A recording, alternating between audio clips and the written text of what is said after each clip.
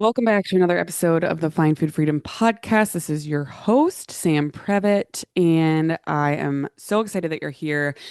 And this episode has been a long time coming. We have needed to talk about this, and I posted yesterday on social media related to this, and the comment section blew up, my DMs blew up, and so I thought, you know what? Let's do some long form content. Anytime something hits well on social, it's pretty much guaranteed that we could use a longer form conversation on this. And so I'm still out on what I want to name this episode as I'm currently recording it. Obviously, you've already clicked on it. But something like, what the fuck? Everybody is shrinking. What the hell is going on? Or commenting on celebs' bodies, yay or nay. We're going to get into both of those kind of topics, and we're going to talk about intentional weight loss using weight loss drugs.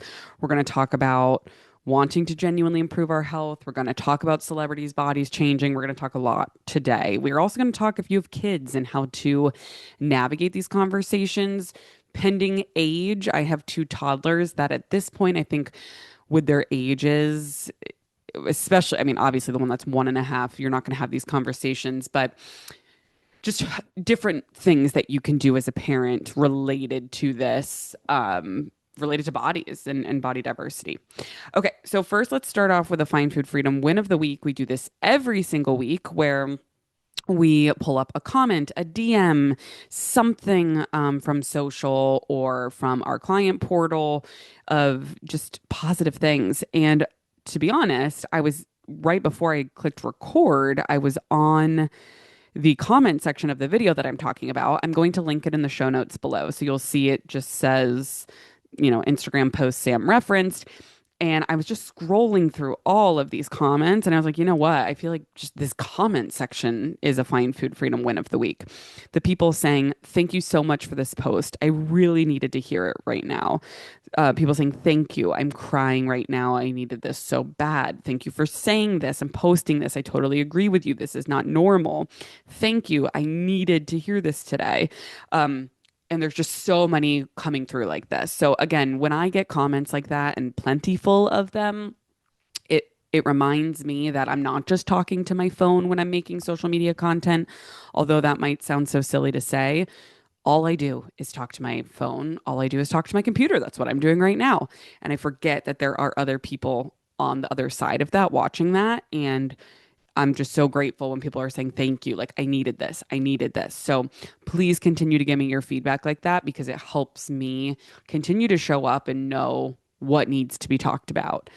Um, on that same note, we've gotten a lot of DMs from our clients and messages in the portal. Friendly reminder that we accept health insurance with January right around the corner. Everybody's health insurance resets too. So we'll have clients that get, 10 sessions throughout the year. So then they wait until January and those 10 sessions automatically re up.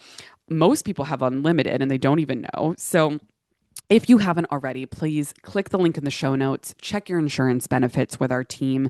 We have 10 incredible dietitians that live all over the nation that specialize in everything from eating disorder to body image to PCOS to sports nutrition. All of us are in the intuitive eating realm, health at every size, anti-diet, but we specialize even more so, right? We have postpartum dietitians, whatever season of life you're in, we are happy to support you. Menopause, just everything and anything. If you do not have coverage for any reason, we will gift you 1 month of the Find Food Freedom membership completely free, no questions asked. And that will give you 3 live calls with our lead dietitian and certified intuitive eating counselor. It's been so cool to see that community grow of people that didn't have benefits, whether we don't accept their plan, or maybe we're not licensed in their state because we're licensed in about 26 states now. And I never want finances to be the reason that somebody can't get support. So after listening to today's episode, if you feel called, you're like, wow, this really spoke to me. I think I could really use that individualized support. Please know that we're here for you. And we'd be so honored to support you on your journey. So you can click that link in the show notes below, get your benefits checked. Super easy. You just plug in your insurance plan in your state. We kind of take it from there. All right, so let's jump in because we got a lot to talk about. As I stated, I linked below the Instagram post that was a basically 1 minute version of what we're going to talk about today. So if you take everything we talk about today and you shrink it down to 1 minute, there it is. So if you're like, you know what, I'd rather just go watch that. Touche, do your thing. But if you want to stick around, let's talk about how not normal it is to see everybody fucking shrinking right now, specifically celebrities. So, this is one that, like I said, we have a team, including myself, of 11 dietitians. We support thousands of clients and we have hundreds of sessions per week virtually. And the common theme coming up right now is everybody shrinking and like how hard it is to continue this work on healing your relationship with food and body when everyone around you is shrinking. And so I want to validate for you how it is not normal. The times that we're living in right now, we are moving so far back to like early 2000s. Like I think of myself growing up reading Cosmo and watching MTV and like how women's bodies were such a trend and they were talked about and now like heroin chic is back, your collarbone sticking out is back. And when I say is back, heavy air quotes, this is by like diet culture standards, right? And so it is not normal to turn on your like the fact that we're living in a world that you turn on your TV and it's Ozempic ad, Wegovy ad, weight loss drug ad, right? You see these celebrities that used to sing songs about maybe bodies in some way being body positive, and now they are shrinking and talking about their air quotes health journey. They don't say what it is, they just said they're now healthy, which insinuates that because they have shrank, their body is healthy. Everywhere we look, people are shrinking, shrinking, shrinking. We're getting weight loss ads just thrown in our face. So I just wanted to like set the scene there. That's what I'm speaking about today. And then from there, I want to take it a couple different directions. And so, first of all, let me go back to validating this is not fucking normal. If you are healing from an eating disorder, recovering from disordered eating, on a body image journey, it is so hard right now, the amount of triggers that are being thrown at us. Then let's add the holidays on top of it and fucking Aunt Cheryl on her Ozempic. And then it's really hard. Okay. So I want to validate that for you.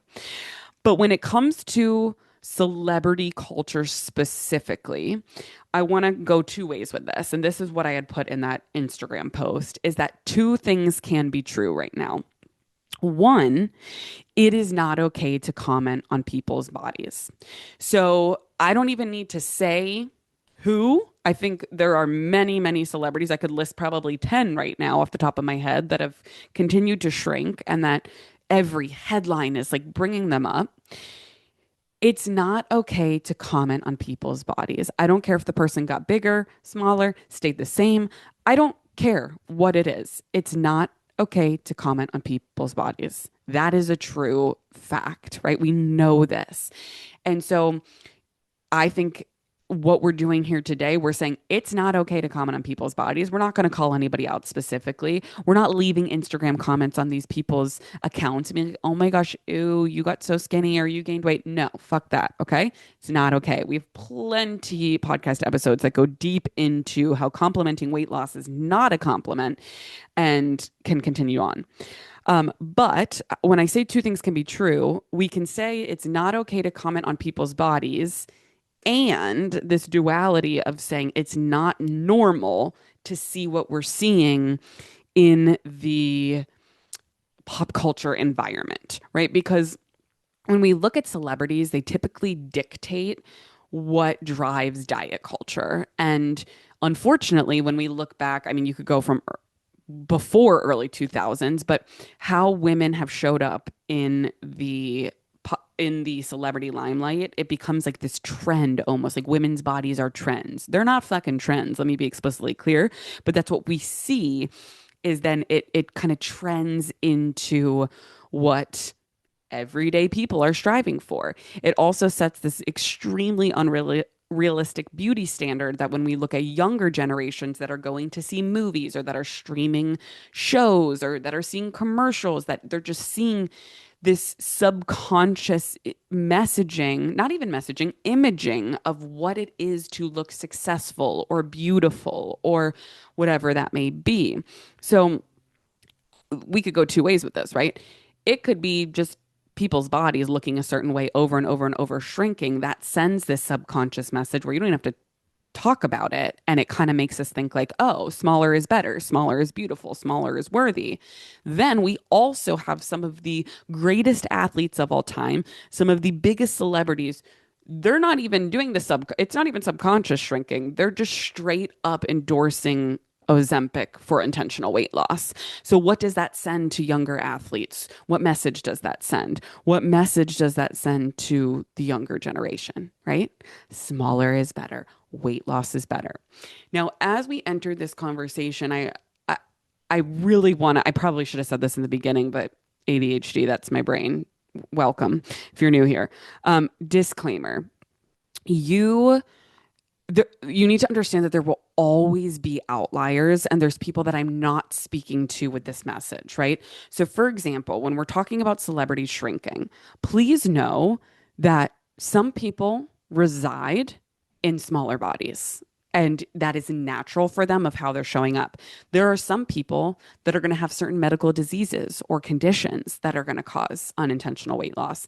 There are some people that struggle with mental illness or depression or anxiety or eating disorder that is going to cause weight loss, right? Like there are things that happen that I'm not talking about people that are losing weight due to medical conditions or um, because that's how their body is shifting, right? We're speaking on this collective shift that we are seeing in the media that thin is back. It almost feels like we're back to someone commented this on Instagram and I was like, oh, you hit the nail on the head. It feels like we're back to the nothing tastes as good as skinny feels era. I literally have notebooks. I can visualize them in my nightstand from when I was a teenager where I would write that out. I would literally write, nothing tastes as good as skinny feels. And I feel like when I'm on my FYP, when I'm scrolling on TikTok, when I'm seeing videos, I'm seeing that kind of messaging just being pumped in people's faces. And so I want to be explicitly clear that we are not talking to people that are struggling with medical conditions, all of those things. I'm talking to people that are actively just saying, I am trying to shrink my body and they're putting it out there, right? And really, we need to just talk about media because media, I forget what dietitian it is. I need to find her. She does an incredible job of just showcasing the last, I don't know, 50 plus years of media, just always commenting on people's bodies. I mean, especially back in the 90s, 2000s, right? Britney Spears, Christina Aguilera, J Lo, right? Like all of these women and how they were just constantly, every other headline was how they got fat or how they got skinny or how they need to lose weight or how they lost too much weight and how it's just constantly that we're seeing that again now where the media is just sending these messages out. It might not even be the celebrity doing this, right? It's the media that is just constantly adding this pressure, and we're seeing it over and over and over, in addition to the Ozempic era just being blasted out right now. It's stronger than ever, it's louder than ever. And so I want to validate for you that this is not normal. These are not normal times that we're living in, and we're seeing it as a dietitian in practice. I had someone comment on the post that I've been talking about today, and she's training to be a dietitian, and she asked such a beautiful question that I want to do a deeper episode or a post on, where she said, how have weight loss drugs changed your career as a dietitian? Has it? I'm curious. Abso-fucking-lutely it has. The questions that we are answering on social media, the conversations that we're having in counseling sessions, everything is around these weight loss drugs. Like truly. Was that last week or the week before? I did the episode on how to navigate conversations around weight loss drugs for the holidays. I used to say how to navigate, your relationship with food during the holidays, which still, of course, is needed. But this year, more than ever, the most requested thing was how to navigate these conversations about weight loss drugs, whether you were on them, whether your Aunt Cheryl's on them. And again, I got to be better at putting my disclaimers at the beginning of this episode. Please know that if you're on these weight loss drugs, there truly is no guilt or shame for you. We have a lot of clients that are taking them. We have a lot of clients that previously took them, came off of them, thinking about taking them. Oftentimes, I find that I just naturally kind of tap into speaking to people that have this desire to be in a smaller body, but no, they don't want to take these drugs, because I would say that would be the majority of the people we serve. But I want it to be very clear that we serve everybody across the board with this. And that goes back to this true foundation of our practice, that everyone has body autonomy to do whatever they want. And this goes so naturally into the next section of this podcast of, if you're here today and you're saying, okay, I hear you. Like, I needed to hear this. It's valid that, like, we're living in these unprecedented times. It's so fucked up. It's so hard to work on my relationship with food and body, but I'm still feeling this intense desire to lose weight. That is also valid. That is totally normal, especially if you're someone who's recovering from eating disorder or chronic dieting, disordered eating. So I want you to ask yourself a couple things. First of all, desire and intentional pursuit are two very different things.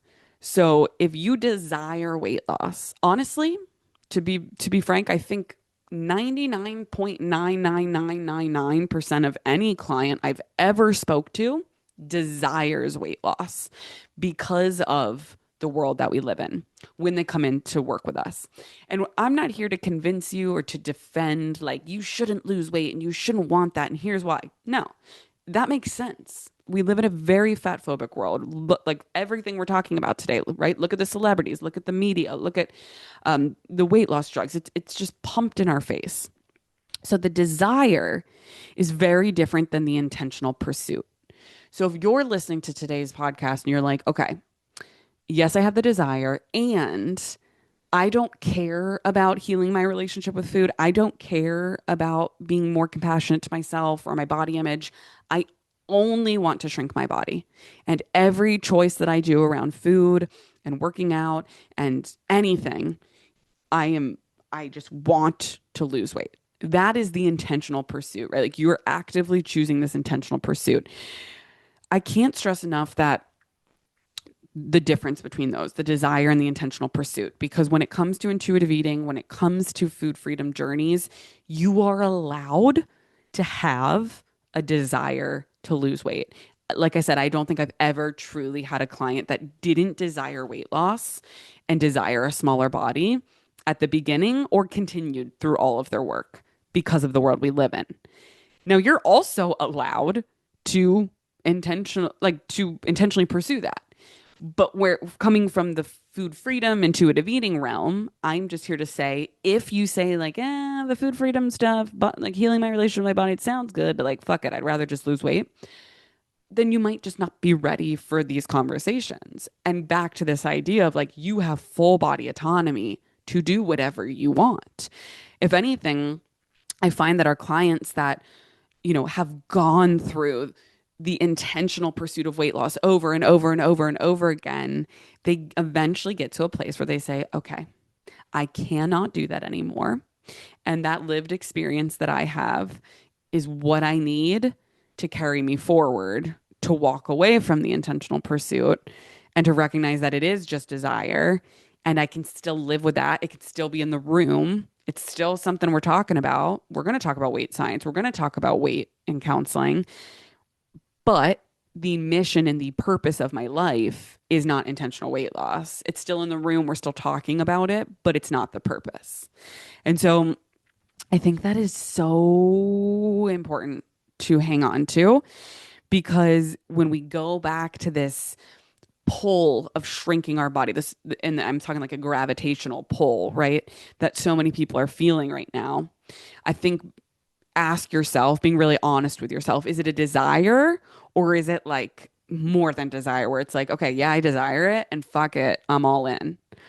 And either one doesn't make you morally a bad person. Okay. I think it's just like important to recognize and then to go further from there to say, okay, but why? Why do I want a smaller body? You could pause the podcast right now, pull out a journal, pull out a pen, and just sit with that. Just sit with that question. Why do you want a smaller body? And this, in and of itself, where we're headed here, could be a whole multiple hour long podcast, but I'm going to just break it down and summarize it as quickly and as like tangibly as possible. That when we sit with thousands of clients in session, when we really ask ourselves, okay, I want a smaller body. Well, what does that mean? Why? Right? Oftentimes, one of the first things that comes up is health. I want to be healthier.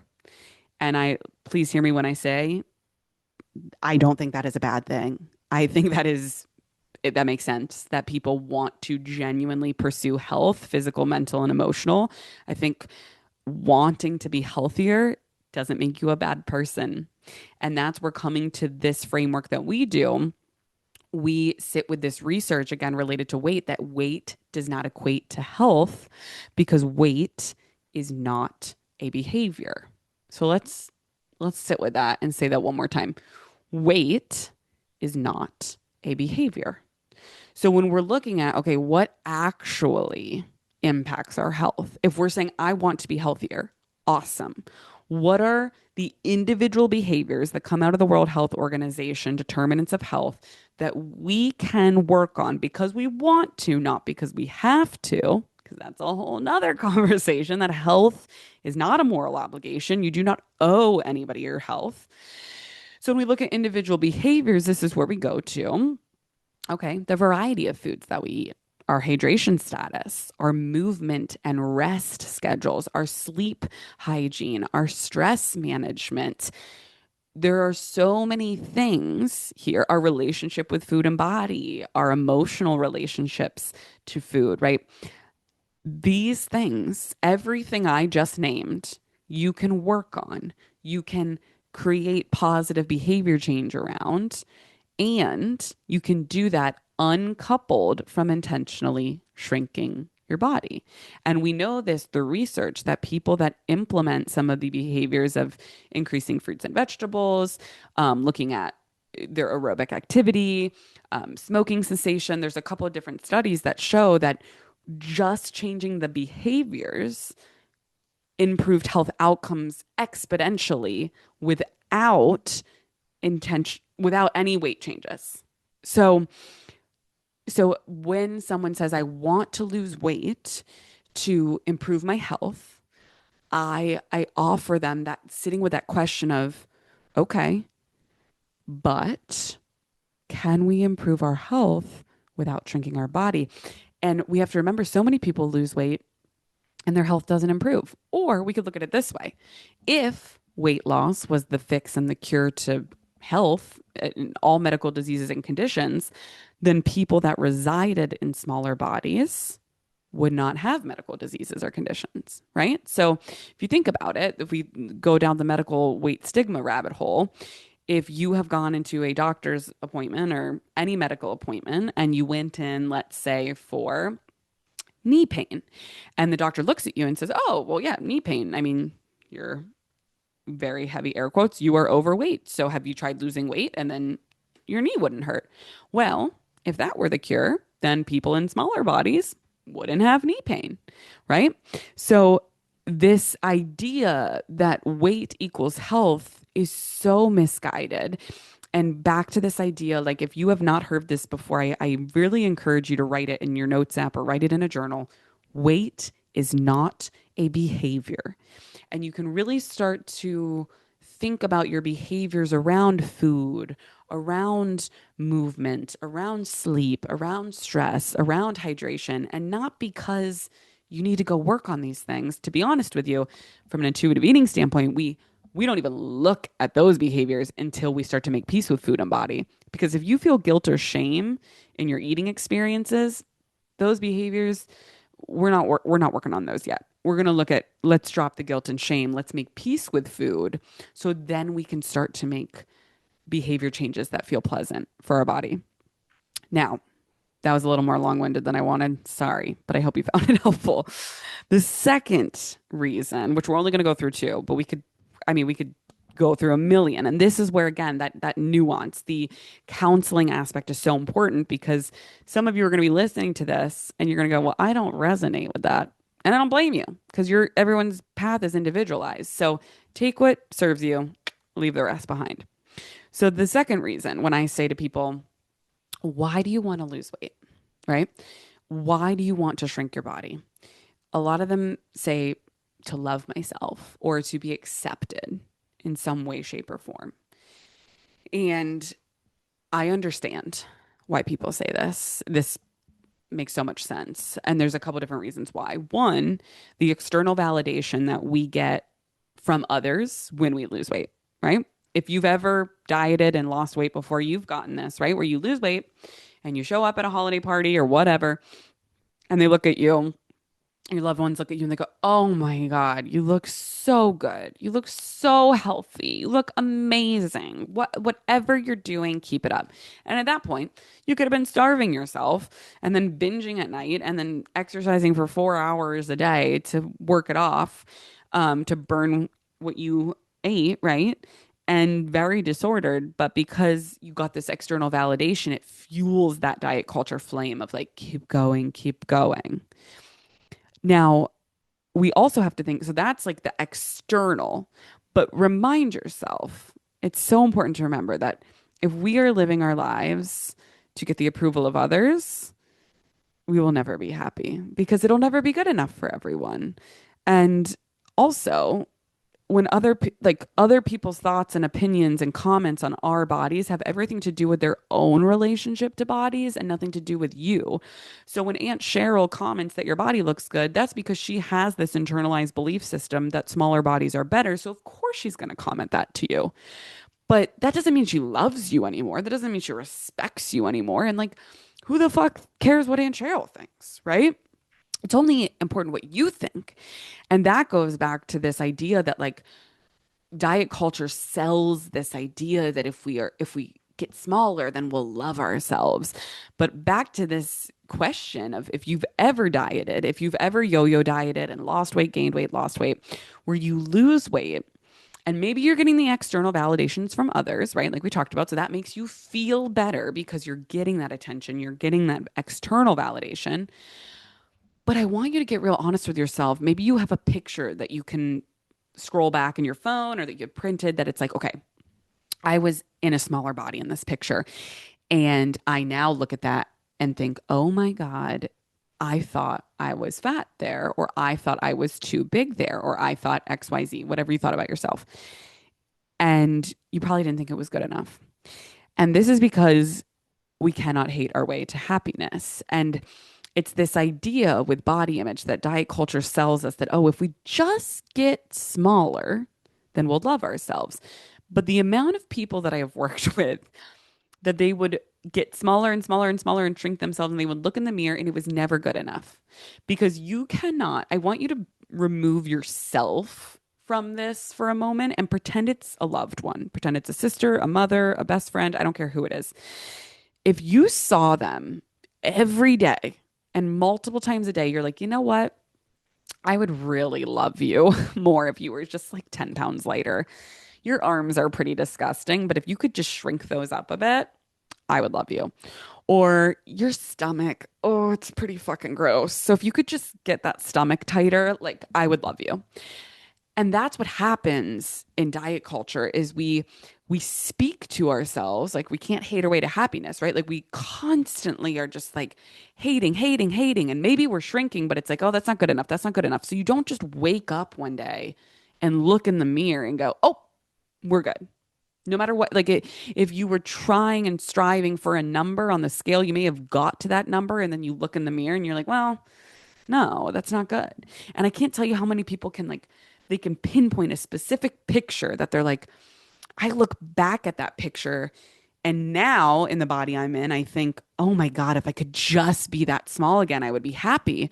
But then they're easily able to recall that I wasn't happy in that body. So what makes you think that if you shrank your body now, that you would be happy, right? I'm going to say that again. If you weren't happy when you shrunk your body before, regardless of the size, but you shrunk yourself, what makes you think you would be happy now if you shrunk yourself? And woo, it's heavy stuff. I understand. So it's this idea of like diet culture tells us that if we shrink our body, we will have health and happiness and love and acceptance and all these things. And I'm here to tell you that's a crock of shit. And I'm also here to tell you that weight loss is not intentionally bad. Like I can't tell you how many people think that as an intuitive eating counselor that when somebody gains weight that I like hate them or I shame them. Like I don't give a fuck about people's weight. That's the whole thing, right? Is that when we sit with clients, of course, we'll take the data point if they want to talk about it. I said earlier in the episode, of course, we'll talk about weight science. We'll talk about fluctuations if they are very large and the pendulum is swinging, and that's a part because one of the signs of intuitive eaters is actually weight stabilization. So, yes, it can be a part of the conversation, but from a moral perspective, I'm never going to celebrate a client that loses weight, just like I'm not going to shame a client that gains weight. So, it's just there's so much misinformation out there, and I just hope that is explicitly clear today. So, whew, I feel like I can come up for air for a second. That was a long one. It's a heavy one, but I think it's really important to talk about. And one thing that I wanted to kind of close with, whether you're a parent or not, I think these are helpful tips. If you're just talking to anyone, it doesn't even have to be kids, but just really when you're having conversations with other humans, but especially kids who are maybe noticing this, or maybe you have a kid that came home to you and said like, so and so at school said fat is bad, or whatever. Just reiterating that body diversity is normal. Bodies are supposed to look different. Bodies are going to be different colors, shapes, sizes, sexualities, genders. There's able bodies, there's disabled bodies. My favorite book is Bodies Are Cool by Tyler Fetter. I will put it in the show notes. It is an incredible book that really shows the imagery of different races, genders, sexualities, medical conditions, and that constant um, coming back to this idea that like all bodies are good bodies, bodies are cool. My 3.5-year-old loves it. She knows it now. Where like when we say bodies are, she ends with cool. And again, I think adults could really benefit. Like I remember my some family members reading this book and they're like, what the fuck is this? Or even our friends, because they're just not as informed in this area. But I was like, oh, I'm so glad they're reading it because I'm like, oh, they need to hear this show. So awesome book. Two, again, for children or adults, stop talking about people's bodies, point blank. Stop. Stop talking about celebrities. And I know we talked about it here again collectively, but I mean the commenting, right? So if you're scrolling on social media or if you're watching a commercial and your child is around or someone is around, right? You do not have to sit there and be like, oh God, they gained weight. They look horrible. Or, oh gosh, they're so skinny. It's okay if you're having those thoughts. Please don't guilt or shame yourself. This is a process and we are all on a very different point in our journey. But I want to challenge you to try to catch that thought, take a deep breath, let it go. I already sang Let It Go, I believe, on last week's episode. So I'm not going to sing it again because Let It Go is commonly played in our home. We are big Frozen fans over here. Okay, so avoid making comments on people's bodies, whether they're famous, whether they're not, whether they're a random person you see on the beach or at the grocery store, if it's a family member. I don't give a fuck who it is. Stop commenting on people's bodies. That is going to do wonders for the children and the little ears around you. Focus on what bodies do and who people are. So like, oh, your body is so strong. You're picking that up.